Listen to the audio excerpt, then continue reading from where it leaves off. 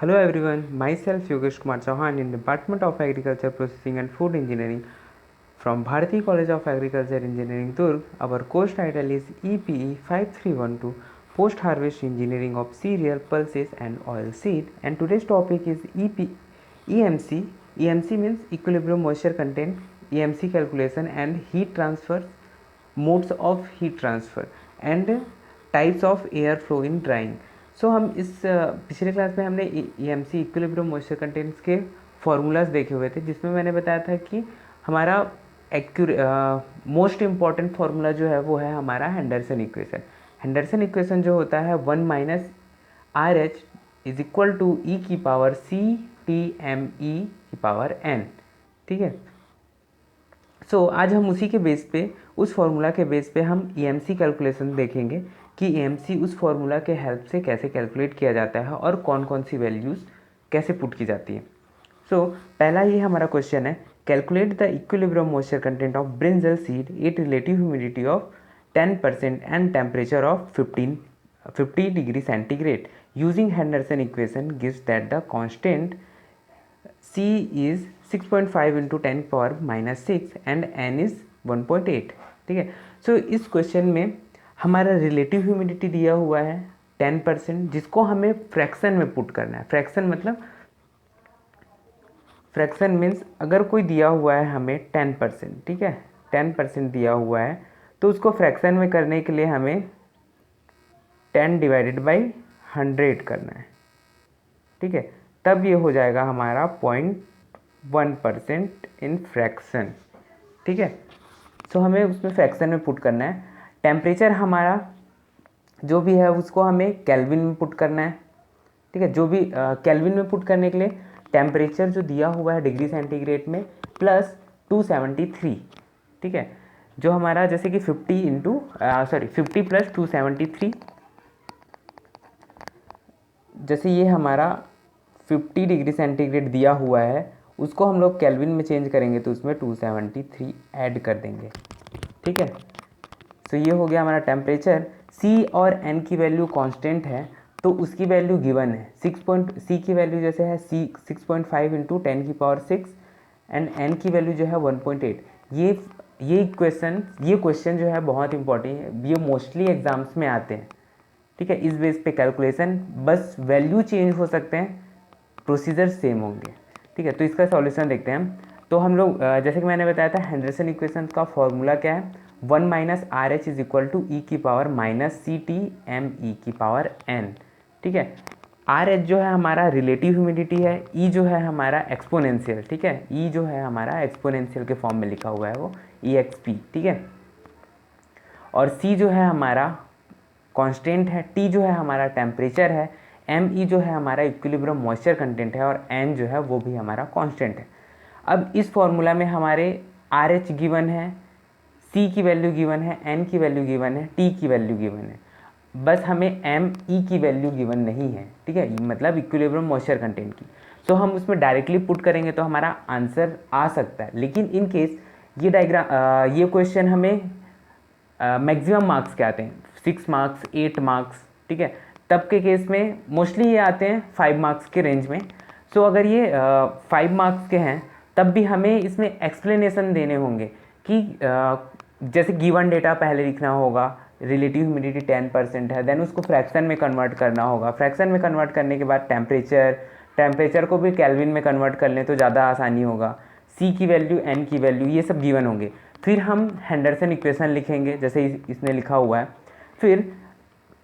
फिर given data जो होंगे उसको इसमें इस इक्वेशन में पुट करेंगे। तो इसने जैसे पुट किया है 1 minus 0.1 is equal to e की पावर, ब्रैकेट में है माइनस, ठीक है, 6.5 इंटू 10 पावर 6 इंटू, फिर ये केल्विन में ले लिया इन्होंने 50 प्लस 273 ME की पावर 1.8। ठीक है, अब इसने माइनस किया, ये जो है इसने माइनस कर दिया। ठीक है, माइनस करने के बाद ये आ गया हमारा 0.9। अब ये एक्सपोनेंशियल के फॉर्म में है। ठीक है, एक्सपोनेंशियल के फॉर्म में, तो इस वैल्यू को हमें एक्सपोनेंशियल या ln के फॉर्म में तोड़ना होगा। ठीक है, मतलब अपने को इक्वल करना है। अगर हम एक्सपोनेंशियल करेंगे तो वो एक्सपोनेंशियल कटेगा, देन हमारे जो वैल्यूज़ होंगे वो इक्वल होके हम डायरेक्टली उससे एम की वैल्यू फाइंड आउट कर पाएंगे। ठीक है, तो जैसे कि ये हो गया हमारा 0.9, तो जब इसको 0.9 से मोस्ट टाइम ये कैलकुलेशन लोगों को समझ नहीं आता। ठीक है, कि 0.9 से वो e की पावर 0.105 कैसे हो गया। ठीक, तो उसका मैं बताता हूँ। इसको इसने ln 0.9 में कन्वर्ट कर दिया। ठीक है, इज इक्वल टू ln भी लिख सकते हैं या e की पावर लिख सकते हैं, या इसी को इसने log e 0.9। ठीक है, तो जब तब हमारा वैल्यू आएगा इस कंडीशन में हमारा वैल्यू आएगा सॉरी, ये जैसे था ln के फॉर्म में 0.9। ठीक है, या log e के फॉर्म में 0.9। ठीक है, इसका आंसर आएगा हमारा -0.105। ठीक, अब इसको हम लिखेंगे कैसे, e की पावर -0.105। ठीक है, तो ये हो गया यहाँ तक। फिर उसके बाद डायरेक्टली कैलसी में पुट कर सकते हैं हम कि उसका पावर का आंसर क्या होता है। ठीक है, ई की पावर से अब ऐसा कैलकुलेट भी कर सकते हैं, या अब देखो यहाँ पे ई और ई जो है वो कट गया, ये दोनों ई कट गए और माइनस से माइनस कट गया। ठीक है, अब हमारा नीचे में डायरेक्टली उस इक्वेशन को रख दिया गया। अब इसमें से बाकी जितने भी एम ई की पावर 1.8 जहाँ तक है, ठीक है, वहाँ तक को छोड़ के, एम ई वाले पोर्शन को छोड़ के हम इसको डायरेक्टली डिवाइड कर देते हैं 0.105 से। ठीक, तब हमारा आंसर आएगा 50, और एम ई की पावर में है तब इसमें डायरेक्टली कैल्शियम में पुट करना, ये अपने को आंसर दे देगा, और ये वैल्यू जो आएगा वो हमारा डीबी के फॉर्म में आएगा, परसेंटेज डीबी। ठीक है, तो परसेंटेज डीबी जो होता है वो हमारा ड्राई बेसिस पे इक्विलिब्रियम मॉइस्चर कंटेंट होता है। ठीक है, इक्विलिब्रियम मॉइस्चर कंटेंट जो होता है वो most of time dry basis पे निकाला जाता है। ठीक है, फिर हमारा सेकंड मेथड है, यहाँ पे जैसे कि ये गिवन हुए ना वैल्यू मतलब इसने कैलकुलेट की है, तो ये है। कभी कभी एग्जाम में ये वैल्यू जो होती है वो गिवन होती है। फिर है हमारा दूसरा question, determine the value of constants C and N from the Henderson equation for the following data obtained under two different condition of EMC studies of sunflower seed। ठीक है, तो हमें C और N की वैल्यू फाइंड आउट करनी है। बाकी tables में इन्होंने डाटा दिया हुआ है। ठीक है, रिलेटिव ह्यूमिडिटी 50 फर्स्ट के लिए, सेकंड के लिए 70, टेम्परेचर जो है 40 और 50, EMC जो है 10 और 13। तो पहले हम फर्स्ट वाले के लिए निकालेंगे। ठीक, तो उसमें सेम हेंडरसन इक्वेशन में पुट करते जाएंगे हम लोग। तो इसमें हमें सी की वैल्यू नहीं है, और ठीक है, सी की वैल्यू हमें कैलकुलेट करनी है, सी और एन की। ठीक है, तो हम डायरेक्टली पुट करेंगे सेम यहाँ से, ये वाला पोर्शन एल एन के फॉर्म में, एल एन 0.5 या लॉग ई 0.5। ठीक है, तब हमारा ये इक्वेशन आएगा फाइनल नीचे में जो है। ठीक, उसके बाद सेकेंड मेथड मतलब जो सेकेंड वैल्यू जो लिखा हुआ है इसमें 70 वाला, 70, 50 और 13 का। ठीक है, तो उसको हम लोग पुट करते हैं, तो उसमें भी सेम इक्वेशन निकलेगा। दोनों इक्वेशंस को डिवाइड करते हैं हम लोग। ठीक है, मतलब इक्वेशन 2 डिवाइडेड बाई इक्वेशन 1। ठीक, तब हमारा जो वैल्यू आएगा इस टाइप का आएगा, सी से सी कट गया। ठीक है, सी से सी कट गया, इन दोनों को पावर सेम है तो दोनों को एक ही साथ रख दिए। अब यहाँ से ये वैल्यू आ गई, ये वैल्यू आने के बाद ये n की वैल्यू मिल गई हम यहाँ से। इस n की वैल्यू को किसी भी एक इक्वेशन में पुट करने पे, ठीक, एक इक्वेशन में पुट करेंगे हम तो हमें c की वैल्यू मिल जाएगी। ठीक है, तो ये हमारा n और c की वैल्यू कैलकुलेट हो गई। ठीक है, ये इक्वेशंस भी आते हैं। ठीक है, ये दोनों में से एक क्वेश्चंस आते ही हैं मोस्टली। फिर हम देखते हैं heat of vaporization. Heat of vaporization means नाम से क्लियर है, हीट ऑफ वेपराइजेशन। हीट पहला जो हम लोग देंगे हीट करने के लिए, गर्म करने के लिए, जो भी। वेपराइजेशन मीन्स वेपर के फॉर्म में कन्वर्ट होना, ठीक है। तो इतना हीट रिक्वायर्ड होता है, अमाउंट ऑफ एनर्जी और heat required to vaporize the available moisture in grain. Grain में मॉइस्चर है, उसको वेपर में कन्वर्ट करने के लिए जितना अमाउंट ऑफ एनर्जी या हीट रिक्वायर्ड होता है उसको बोलते हैं हीट ऑफ वेपराइजेशन। इसका जो फॉर्मूला है ln PV divided by ln P, PVS एक है हमारा वेपराइजेशन के लिए है, और दूसरा जो है हमारा वो फ्री सैचुरेटेड वाटर के लिए है, ठीक है, वेपर प्रेशर। इसी को फिर इसने HV divided by HV plus Q, ठीक है, HV डैश है ऊपर का, ठीक है। फिर यहाँ पे गिवन है कि उसका वेपराइजेशन लेवल क्या क्या होता है, ठीक है, मॉइस्चर कंटेंट पे, और उसका टेम्परेचर लेवल, ठीक। फिर हम देखते हैं heat transfer in grain drawing. Heat transfer of grain drawing मतलब हीट का ट्रांसफ़र किस किस फॉर्म में होता है ड्राइंग प्रोसीजर्स में। इसको हम बोल सकते हैं मोड ऑफ हीट ट्रांसफ़र, जो HMT का पार्ट है, ठीक है।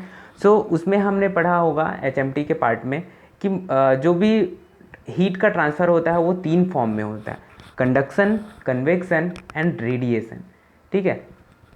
तो कंडक्शन में क्या होता है, हीट का फ्लो जो होता है, latent heat due to moisture evaporation, ये होता है हमारा कंडक्शन, ठीक। दूसरे में sensible heat due to convection heat transfer, ये होता है हमारा कन्वेक्शन में। तीसरा होता है sensible heat due to radiation heat transfer, इसको बोलते हैं हम लोग रेडिएशन। और जो फर्स्ट जो था हमारा sensible heat due to conduction heat transfer, ठीक है। तो कंडक्शन के लिए इसमें ये डायग्राम दिया है, ये कॉम्प्लिकेटेड वे में है, बस अपने को HMT का पार्ट याद रखना है कि कंडक्शन सेम पाथ में होता है, कन्वेक्शन 2 मीडियम के बीच होता है, ठीक है। रेडिएशन डायरेक्ट उसमें UV लाइट या माइक्रोवेव्स के थ्रू हम लोग उसको ट्रीट करेंगे। जस्ट एग्जांपल में ये हमारा ग्रेन है, ठीक है। ग्रेन को डायरेक्ट हम लोग हीट कर रहे हैं, हीटिंग एजेंट के थ्रू डायरेक्ट उसको कांटेक्ट में है और हीट हो रहा है, तब के केस में उसको कंडक्शन बोलेंगे। अगर ये हमारा ग्रेन है, यहाँ आसपास में एयर है इसके सराउंड में, ठीक, और हम उसको ड्राई कर रहे हैं या उसमें हीट दे रहे हैं, तो पहले वो हीटेड एयर हीट होगा, फिर उसके बाद वो प्रोडक्ट हीट होगा, तब के केस में इसको बोलेंगे कन्वेक्शन। ये हो गया कंडक्शन, ये हो गया कन्वेक्शन, और ये हमारा प्रोडक्ट है, उसमें डायरेक्ट माइक्रोवेव्स के थ्रू इसको ड्राई किया जा रहा है, तब उसको बोलेंगे रेडिएशन, ठीक है, रेडिएशन के थ्रू। फिर इसमें फार्मूलाज दिए हुए हैं हीट बैलेंस इक्वेशंस के लिए, ठीक है, सॉलिड सरफेस है तब के लिए, और हीट फ्लो के लिए भी। फिर हम देखते हैं types of air flow in mechanical drawing system. Types of air flow means जो पहले तो हमने मोड्स देख लिए कि कौन कौन से मीडियम्स होते हैं, कंडक्शन, कन्वेक्शन, रेडिएशन, मोड उसका, ठीक है। अब हम देखेंगे कि वो मोड जो होते हैं उसके अंदर ड्राइंग जो प्रोसीजर्स होता है वो कैसे फ्लो करते हैं, मतलब लिक्विड जो है वो कैसे फ्लो करेगा, मॉइस्चर, और हमारा प्रोडक्ट कैसे फ्लो करेगा, और जो उसमें एजेंट होगा, जिस मीडियम जो भी हीटिंग होगा, हीटिंग के लिए, वो उसका फ्लो कैसे होगा, ठीक है। तो वो जो होते हैं वो 3 टाइप्स के होते हैं, हीटिंग मतलब एयर फ्लो जो होते हैं एयर का, ठीक है, वो 3 टाइप्स के होते हैं। पहला है हमारा क्रॉस फ्लो, दूसरा है हमारा कॉन्करेंट फ्लो, तीसरा है हमारा काउंटर फ्लो, ठीक। तो यहाँ नीचे में लिखा हुआ है काउंटर किसको बोला जाता है, क्रॉस किसको बोला जाता है, और कोकरेंट किसको बोला जाता है। मैं इसको शॉर्ट में बताऊंगा कि किसको क्या बोला जाता है, ठीक है। जैसे कि यहाँ पे क्लियरली लिखा हुआ है in cross sectional area in cross flow dryer the flow of grain and drying area takes place at 90 degree because this the layer of grain which come in contact with heated air dried, ठीक है। Second जो है हमारा concurrent flow dryer, जैसे first मैं बताता हूँ, अगर ये हमारा प्रोडक्ट है, ठीक है, इसमें हम दे रहे हैं एयर का फ्लो जो हो रहा है, ये एक इधर से और एक इधर से, ठीक है। तब इसको बोलेंगे, मतलब ये दोनों को क्रॉस कर रहा है और यहाँ पे जो एंगल बन रहा है ना वो 90 डिग्री हो रहा है, तब इसको बोलेंगे क्रॉस फ्लो। ठीक, फिर है हमारा कॉकरेन। ठीक है, the direction of the flow of grain and heated air parallel to each other. ठीक है, जैसे यहाँ पे डायग्राम है। ठीक, जैसे ये वाला है ना, ये हमारा क्रॉस फ्लो हो गया। फिर है हमारा, ये है हमारा कॉन्क्रेंट फ्लो। ठीक है, कॉन्क्रेंट फ्लो। ठीक, इसमें क्या बोला कि पैरेलल होता है, पैरेलल होता है और डायरेक्शन भी सेम होता है, मतलब फीड जो हो रहा है उसका भी डायरेक्शन और हीटिंग एयर का जो डायरेक्शन होगा वो भी सेम, इधर तो सब इधर।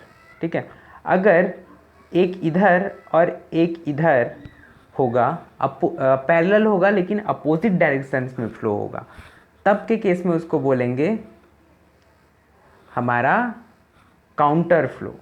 ठीक है, ये है हमारा काउंटर फ्लो। तो ये जितने भी इस बेस पे क्या होता है, हमारा जो भी डिज़ाइनिंग प्रोसीजर्स होता है, जैसे कि क्या होता है, कोई भी इंडस्ट्री है तो वो फूड को ड्राई करेगा, अगर वो ड्राई करेगा तब के केस में उसके पास एक फ्लो मीडियम होगा, जिस फ्लो के पैटर्न से वो उस प्रोडक्ट पे एयर को सर्कुलेट करवाएगा। ठीक है, वो क्रॉस फ्लो भी हो सकता है, काउंटर भी हो सकता है, कॉन्करेंट भी हो सकता है। ठीक, तो तीनों का एक बार फिर से बताता हूँ शॉर्ट में कि क्या होता है। क्रॉस मीन्स एक इधर एक इधर, ये क्रॉस हो गया। ठीक, पैरेलल जिसको बोलते हैं कॉन्करेंट। ठीक, ये कॉन्करेंट हो गया और ये हो गया हमारा काउंटर। इसमें एक दूसरे को क्रॉस करेंगे, इसमें पैरेलल रहेंगे और सेम डायरेक्शन में रहेंगे। लास्ट वाले में पैरेलल तो होंगे लेकिन अपोजिट डायरेक्शन में होंगे। ठीक है, सो ये फ्लो था और ये मोड्स थे। नेक्स्ट क्लास में हम देखेंगे कि ड्रायर्स क्या क्या हैं और ड्राइंग मेथड्स क्या क्या हैं। ठीक है, उस बेस पे, और उसमें अगर फ्लो है तो वो कौन सा टाइप का फ्लो है वो भी इंडिकेट कर दूंगा। सो आज के लिए इतना ही। Thank you.